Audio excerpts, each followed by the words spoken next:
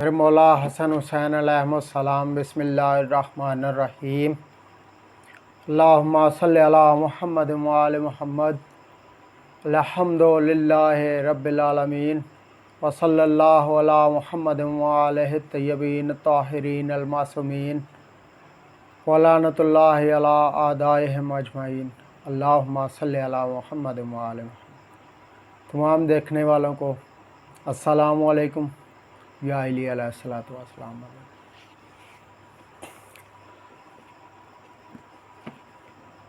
آج مشارق نوار الیقین جو حافظ رجب بن محمد بن رجب البرسی کی لکھی ہوئی ہے اور ان کی تاریخ وفات سن 813 ہجری میں ہوئی۔ تو ناظرین، کوشش کرتا ہوں کہ آپ کے سامنے مستند جو روایات ہیں، احادیث ہیں یا واقعات ہیں وہی بیان کروں۔ یہ ادھر ادھر سے فیس بک سے یوٹیوب سے پکڑ کے کوئی ایسی چیز آپ کے سامنے بیان نہ کروں جس کی میرے پاس دلیل نہ ہو۔ بک میرے پاس موجود ہے، صفحہ نمبر 505۔ یہ مولا کی شان کا ایک واقعہ ہے جس کے راوی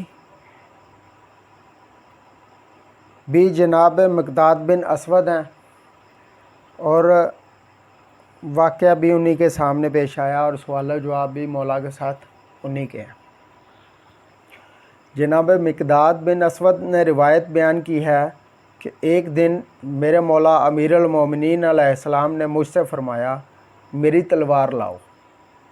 میں نے تلوار آپ کی خدمت میں پیش کی۔ آپ نے تلوار اپنے زانو پر رکھی اور آسمان کی طرف پرواز کر گئے۔ میں دیکھتا رہا یہاں تک کہ آپ نظروں سے غائب ہو گئے۔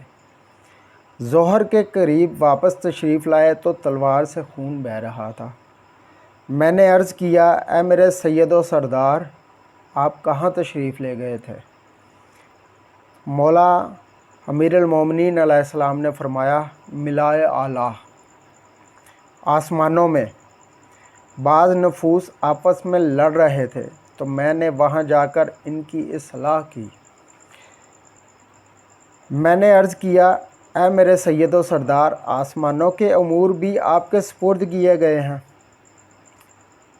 مولا امیر المومنین علیہ السلام نے فرمایا، یا ابن الاسود، میں تمام مخلوقات، اہل زمین اور اہل آسمان کے لیے اللہ کی حجت ہوں۔